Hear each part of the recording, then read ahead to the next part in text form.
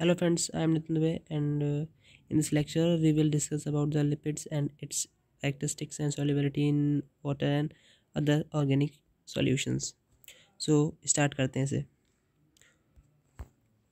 तो सबसे पहले क्वेश्चन आता है कि लिपिड क्या होता है। लिपिड क्या होता है? लिपिड, देखो इसमें लिखा भी है कि lipid are the polymers of fatty acid and alcohol. ये पॉलीमर्स होते हैं किसके? फैटी एसिड एंड अल्कोहल के। अब देखते हैं कि फैटी एसिड्स क्या होते हैं। फैटी एसिड्स जो होते हैं बिल्डिंग यूनिट्स होते हैं। ये बिल्डिंग यूनिट्स होते हैं। बिल्डिंग यूनिट्स होते हैं। फैटी एसिड बिल्डिंग यूनिट्स होते हैं। फैटी एसिड क्या होता है? फैटी एसिड की स्ट्रक्चर कैसी होती है?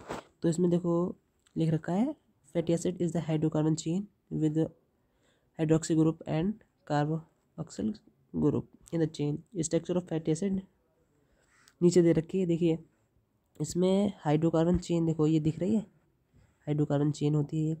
ये OH ग्रुप होता है और ये जो होता है वो कार्बोक्सिल ग्रुप होता है। कार्बोक्सिल ग्रुप होता है। अब हम देखेंगे कि स्ट्रक्चर जो लिपिड मॉलिक्यूल की स्ट्रक्चर होती है वो कैसी होती है। तो लिपिड मॉलिक्यूल की स्ट्रक्चर जो होती है उसमें जो वो दो पार्ट में डिवाइड होती है। पहला उसका हेड और दूसरा उसकी टेल। जो हेड उसका होता है वो हाइड्रोफिलिक होता है, हाइड्रोफिलिक होता है। और जो उसकी टेल होती है वो हाइड्रोफोबिक होती है। जहाँ पे जो हाइड्रो मतलब पानी, और जो इसमें लिखा हाइड्रोफिलिक मतलब फिलिक माने होता है लव, फिलिक माने होता है लव, लव के लिए यूज़ होता है, मतलब लविंग, वाटर लविंग हेड होता है इसका। और फोबिक का मतलब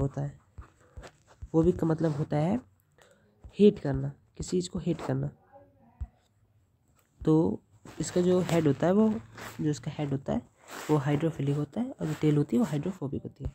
अब लिपिड मॉलिक्यूल स्ट्रक्चर जैसे मैंने बताया इसमें लिख रखा है, it's contain a small unit of fatty acid. The fatty acid and acid contains a long chain of hydrocarbon atom.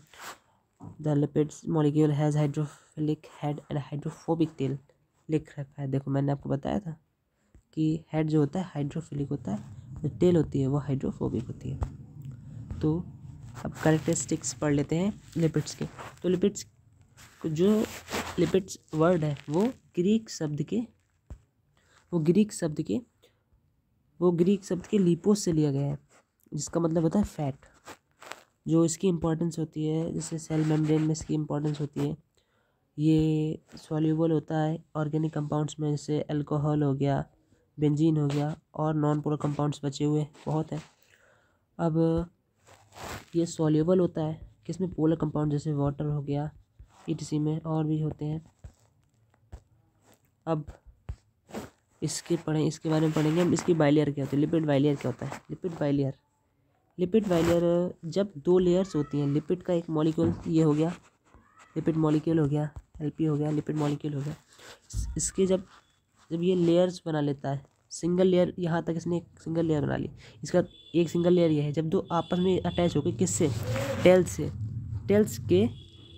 Tell के माध्यम से ये अटैच हो गई, तभी तो ये इसकी जो लिपिड बाइलेयर होती है वो आपस में जो टेल्स होती हैं, लिपिड मॉलिक्यूल्स जो टेल्स होती हैं जो हाइड्रोफोबिक होती हैं, उन टेल्स से आपस में ऐड होता है।